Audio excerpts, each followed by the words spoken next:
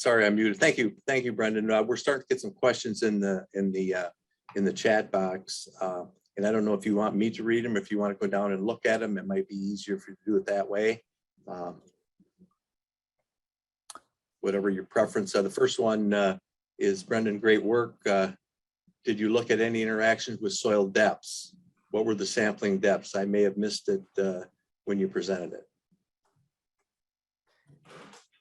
Good question. We didn't look at soil depths in this study. Our approach was to take a soil health sample according to how a farmer or an extension person might submit a soil health sample to a testing facility. So we had a lot of questions about how we could pick apart differences across fields, but we also were interested in saying, if we submit a sample based on what a farmer or an extension agent might do, what would the results say about testing? So just to clarify that, we were at about a 20 centimeter depth for our sampling across the fields. Okay, Kevin has a question. Did farmers implement different conservation practices on best fields, or do you think that differences in fields on farm came down to things like soil type? So we took a careful look at soil type when we evaluated both the survey on the field itself and then later through NRCS mapping. And largely the soil types were the same. There were a few differences, but within farm, they were largely the same soil type. So we kind of felt good about that. And we felt good about the fact that by and large, at least current management was fairly similar between at least for the example of best and worst fields. An important difference was oftentimes the worst fields had a known history of poor management, either because it was rented in the past, or they just knew that, oh, this field has been beaten up, as contrasted with their best field, which was often the field that they might describe as the field that they would baby, or they got the most attention.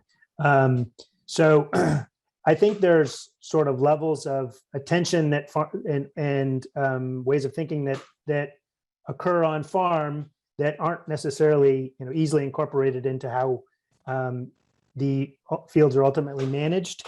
But for me and for my collaborators, we certainly thought about the implications of that. For example, in interviews, we found that best fields might get better treatment for application of manure because it's closer to the paddock or something. Or worse fields, by contrast, might be the last that a farmer gets into, and maybe that means that they're going to receive less attention when it comes to proscriptive soil health and proscriptive suggestions for soil health improvements.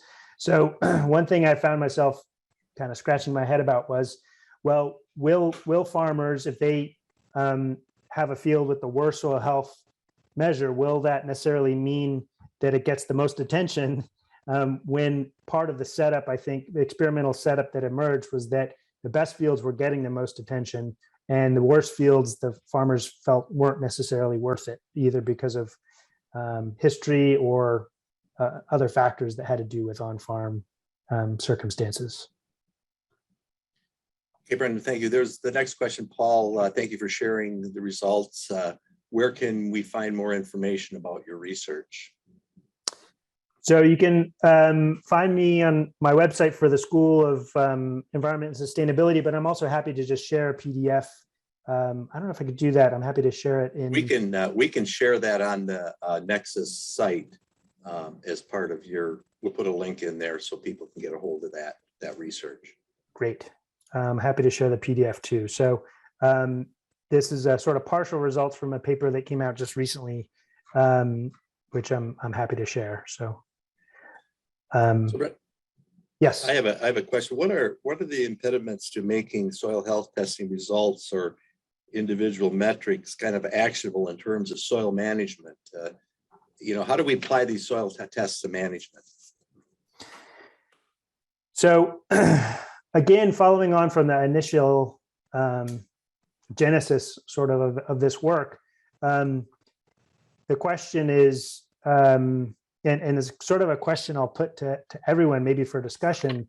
Soil health testing on these controlled studies is often, if not clear cut, then often reinforces the capacity of different metrics to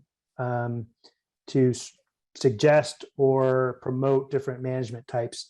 And so, in other words, researchers kind of pushes that, but I find that adoption or incorporation of soil health practices kind of breaks down as you go down the chain towards on-farm management. So I question: is it our capacity to interpret results from the field? Is it how we integrate results in the context of extension? Is it how we understand what results mean on farm? So sometimes I think it comes down to some basic research questions, but oftentimes I think it's how we can incorporate things like farmer knowledge to better interpret results. And integrating recommendations from traditional soil health testing and nitrogen recommendation have become fairly straightforward over time. And I think it's a real challenge beyond just basic research to integrate similar types of recommendations within the soil health context. And I'm not sure sometimes if that's more of a social science question or a mixed sort of participatory question that has to do with on-farm research. There's another one. What are some of the implications of your findings that mineralizable carbon was significant between the best and worst fields? I think this could have, well, first of all, I think a working assumption of our team is that, for example, permanganate oxidizable carbon, often highly correlated with total organic carbon, generally represents a more stable fraction of soil carbon, and is sort of associated with things like a history of manure addition. Potentially mineralizable carbon has more to do often, or is much more strongly associated with things like tillage, maybe cover cropping. So I think it further elucidates that these measures are measuring, these are capturing really different fractions of the soil carbon profile. I think an interesting finding also was that in spite of the different percent carbon that occurred, for example, in the South, where there's very low total organic matter, less than 1% in a lot of fields, versus the central region, potentially mineralizable carbon was much more variable across all regions, and often it would be very high in regions where total soil organic matter was low. So I think it really is measuring a much more proximate measure of the microbial community, and I think also it reflects my conclusion from this work and some other work on that is sort of ongoing, is that I think the microbial communities on cropped fields are consuming and respiring carbon in a much different way than, for example, in the perennial systems. Whether that's good or bad in terms of carbon use or carbon use efficiency, I do think it's a pretty strong indicator of more intensive use and cycling of carbon, that potentially mineralizable carbon metric is picking up, as opposed to, for example, the epoxy carbon. I'm certainly not the first to point that out, but it is, I think, is supported by this work. Okay, thank you, Brendan.